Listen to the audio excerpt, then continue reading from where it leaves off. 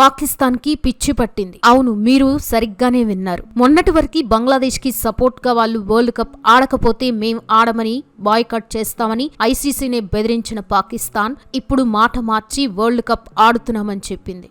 కానీ పాకిస్తాన్ ఐసీసీకి అక్కడే ఒక ట్విస్ట్ ఇచ్చింది. అదేంటంటే పాకిస్తాన్ వరల్డ్ కప్ ఆడుతుంది, కానీ ఇండియాతో జరిగే మ్యాచ్ మాత్రం ఆడదంట. ఈ విషయాన్ని పాకిస్తాన్ ప్రభుత్వం ఎప్పుడైతే చెప్పిందో అప్పుడే ఆ దేశ క్రికెట్ నాశనం అయిపోయిందని అందరికీ అర్థమైంది. ఎందుకంటే ఈ నిర్ణయం తమది కాదని, తమ ప్రభుత్వం చెప్పినట్లు తాము వినాల్సిందే అని పాకిస్తాన్ T20 కెప్టెన్ సల్మాన్ అలీనే అన్నాడంటే అర్థం చేసుకోండి అక్కడి క్రికెట్ పరిస్థితి ఎలా తయారైందో. అయితే ఇండియా వర్సెస్ పాకిస్తాన్ మ్యాచ్ ఇక లేనట్టేనా? ఇప్పుడు పాకిస్తాన్ క్రికెట్ పై ఐసీసీ ఏ విధంగా చర్యలు తీసుకోబోతోంది? పాక్ కి ఐసీసీ ఎన్ని కోట్లు పెనాల్టీ వేయబోతోంది? పాకిస్తాన్ నిర్ణయాన్ని ట్రోల్ చేస్తున్న మన మాజీ క్రికెటర్లు ఎవరు? పాకిస్తాన్ మళ్లీ యూటర్న్ తీసుకుందా అనే విషయాల్ని వీడియోలో మనం తెలుసుకుందాం. వీడియోని ఎక్కడా స్కిప్ చేయకుండా ఎండ్ వరకు చూడండి. ముందుగా ఈ మెగా టోర్నమెంట్ గురించి మాట్లాడుకుంటే ఇది ICC men's T20 world cup లో 10వ ఎడిషన్. ఈ ప్రతిష్టాత్మక టోర్నీకి భారత్ మరియు శ్రీలంక సంయుక్తంగా ఆతిథ్యం ఇస్తున్నారు. ఈ ఫిబ్రవరి 7, 2026 నుండి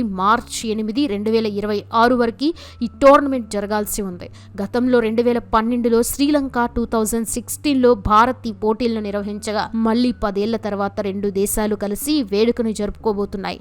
ఈసారి టోర్నమెంట్ లో మొత్తం 20 జట్లు పాల్గొంటున్నాయి మరియు 5 వేదికలు ఇండియాలో, 3 వేదికలు శ్రీలంకలో కలిపి మొత్తం 55 మ్యాచ్లు నిర్వహించేలా షెడ్యూల్ ఖరారు చేశారు. భారత్ ప్రస్తుతం డిఫెండింగ్ ఛాంపియన్ గా బరిలోకి దిగుతూ ఉండడం మనందరికీ గర్వకారణం. అయితే ఇలాంటి మెగా టోర్నీలో హై టెన్షన్ గా సాగే ఇండియా పాకిస్తాన్ మ్యాచ్ ని తాము ఆడట్లేదని పాకిస్తాన్ బోర్డు సంచలన ప్రకటన చేసింది. అసలు ఈ గొడవ ఎక్కడ మొదలైందంటే ఇది బంగ్లాదేశ్ క్రికెట్ బోర్డు తీసుకున్న ఒక నిర్ణయంతో ప్రారంభమైంది. ఐపీఎల్ నుండి బంగ్లాదేశ్ బౌలర్ ముస్తాఫిజుర్ రెహమాన్ ని తప్పించడంతో ఉద్రిక్తతలు మొదలయ్యాయి. భద్రతా కారణాలని సాకుగా చూపుతూ బంగ్లాదేశ్ తన మ్యాచ్లని ఇండియాలో ఆడేందుకు నిరాకరించింది మరియు వాటిని శ్రీలంకకి మార్చాలని ఐసీసీని కోరింది. అయితే ఐసీసీ ఈ విన్నపాన్ని తిరస్కరించడంతో బంగ్లాదేశ్ టోర్నీ నుండి వైదొలిగింది. ఆ తర్వాత ఐసీసీ సవారీ స్థానంలో స్కాట్లాండ్ ని టోర్నీకి చేర్చింది. ఈ పరిణామాల నేపథ్యంలో పాకిస్తాన్ రంగంలోకి దిగి బంగ్లాదేశ్ కి మద్దతుగా తాము కూడా భారత్ లో జరిగే మ్యాచ్లని లేదా భారత్ తో జరిగే మ్యాచ్లని బహిష్కరిస్తామని ప్రకటించింది. పాకిస్తాన్ తీసుకునే ఈ నిర్ణయం ఇప్పుడు ప్రపంచ క్రికెట్ లో సంచలనం సృష్టిస్తోంది. పాక్ ప్రభుత్వం తమ జట్టుని టోర్నమెంట్ మొత్తంలో పాల్గొనేందుకు అనుమతించినప్పటికీ ఫిబ్రవరి 15 కొలంబోలోని ఆర్ ప్రేమదాస స్టేడియంలో భారత్ తో జరగాల్సిన మ్యాచ్ ని మాత్రం ఆడొద్దని స్పష్టం చేసింది. పాక్ కెప్టెన్ సల్మాన్ అలీ అఘా కూడా ఈ విషయంపై స్పందిస్తూ ఇది తమ ఆటగాళ్ల నిర్ణయం కాదని,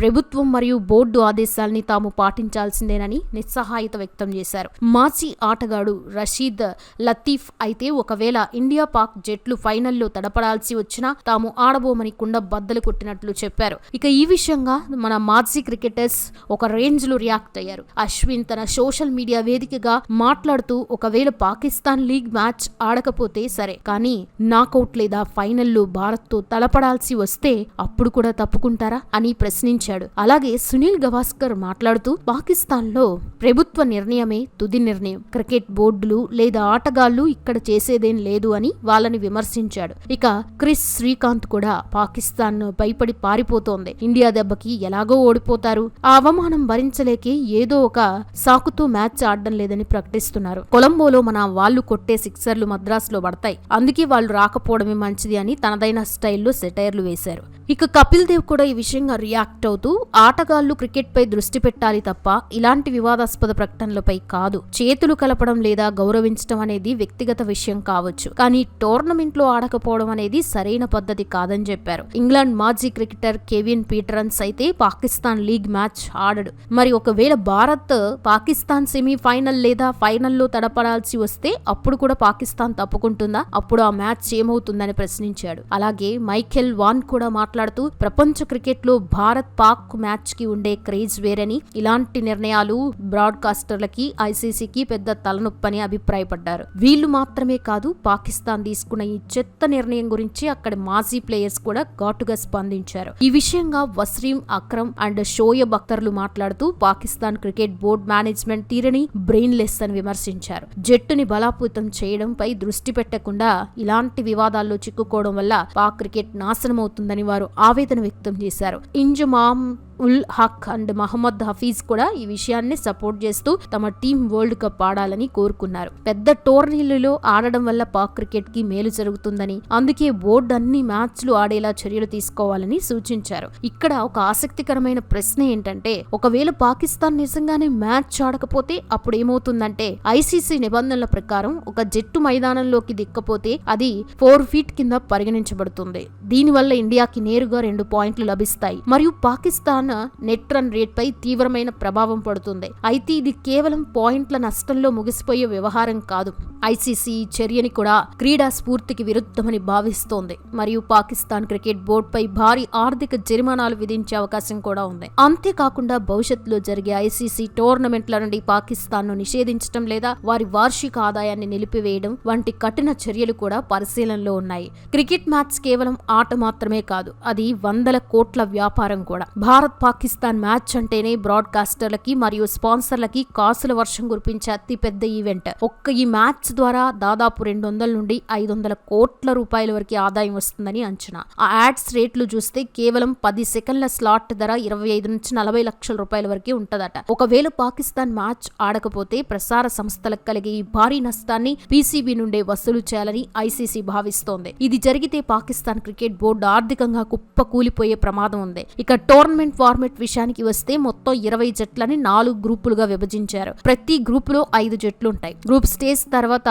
ప్రతి గ్రూప్ నుండి మొదటి 2 స్థానాల్లో నిలిచిన జట్లు సూపర్ 8 దశకి చేరుకుంటాయి. అక్కడ మళ్లీ 2 గ్రూపులుగా విభజించి రౌండ్ రాబిన్ పద్ధతిలో మ్యాచ్లు నిర్వహిస్తారు. చివరిగా సూపర్ 8 లో మొదటి 2 స్థానాల్లో నిలిచిన జట్లు సెమీఫైనల్ కి చేరుకుంటాయి. ఇక్కడ ఒక విశేషం ఏంటంటే, పాకిస్తాన్ పాల్గొనే సెమీఫైనల్ లేదా ఫైనల్ మ్యాచ్లు ఒకవేళ వాళ్ళు క్వాలిఫై అయితే కొలంబోలో జరుగుతాయి, లేకపోతే అవి కోల్కతా మరియు అహ్మదాబాద్ లో నిర్వహిస్తారు. ఈ రాజకీయ వివాదం కేవలం క్రికెట్ కే పరిమితం కాకుండా భారతదేశం 2036లో నిర్వహించాలనుకుంటున్న ఒలింపిక్ బిడ్ పై కూడా ప్రభావం చూపే అవకాశం ఉందని విశ్లేషకులు హెచ్చరిస్తున్నారు. క్రీడల్లో రాజకీయ జోక్యం ఉంటే అంతర్జాతీయ ఒలింపిక్ కమిటీ దానిని ఏమాత్రం సహించదు. పొరుగు దేశాలతో కూడా క్రీడా సంబంధాలు దెబ్బతింటే ఒలింపిక్ వంటి మెగా ఈవెంట్లను నిర్వహించే అవకాశం ఇండియా కోల్పోవచ్చు. అందుకే ఐసీసీ ఈ విషయంలో చాలా జాగ్రత్తగా వ్యవహరిస్తోంది మరియు పీసీబీతో చర్చలు జరిపి వివాదాన్ని పరిష్కరించేందుకు ప్రయత్నిస్తోంది. మరోవైపు మైదానంలో కూడా భారత్ పాక్ మధ్య పోరు కొనసాగుతూనే ఉంది. ఇటీవలే జరిగిన అండర్-19 వరల్డ్ కప్ లో భారత్ పాకిస్తాన్ ను 58 పరుగుల తేడాతో ఓడించి సెమీఫైనల్ కి దూసుకెళ్లింది. ఈ మ్యాచ్ లో భారత్ మొదట బ్యాటింగ్ చేసి 252 పరుగులు చేయగా పాకిస్తాన్ కేవలం 194 పరుగులకి ఆలౌట్ అయింది. ఈ విజయంతో భారత్ మళ్లీ తమ ఆధిపత్యాన్ని చాటుకుంది.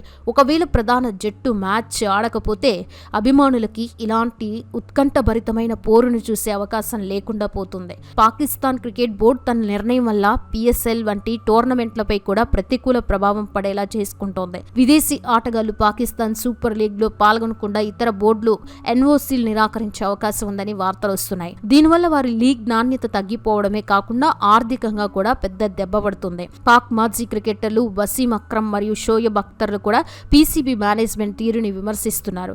జట్టుని బలోపేతం చేయడం మానేసి ఇలాంటి వివాదాల్లో చిక్కుకోవడం సరైనది కాదని వారు అభిప్రాయపడుతున్నారు. ఈ టోర్నమెంట్ మార్కెటింగ్ మరియు ప్రమోషన్ల కోసం ఐసీసీ ఇప్పటికే భారీ ప్లాన్లు సిద్ధం చేసింది. మన లెజెండరీ కెప్టెన్ రోహిత్ శర్మని టోర్నమెంట్ అంబాసిడర్ గా నియమించారు. అలాగే అనిరుద్ రవిచంద్రన్ సంగీతం అందించిన ఫిల్ ది థ్రిల్ అనే అధికారిక థీమ్ సాంగ్ కూడా ఇప్పటికే విడుదలై ఫ్యాన్స్ ని అలరిస్తోంది. ఇంతటి భారీ హంగామా మధ్య ఇలాంటి వివాదాలు రావడం నిజంగా విచారకరం. సో ఇది ఫ్రెండ్స్, ఈ పాకిస్తాన్ విషయంగా మీ అభిప్రాయం ఏంటో కామెంట్ చేసి వీడియో నచ్చితే ఒక లైక్ చేయండి. అలాగే ఇలాంటి మరెన్నో ఇంట్రెస్టింగ్ వీడియోస్ కోసం ఛానల్ని సబ్స్క్రైబ్ చేసుకోండి.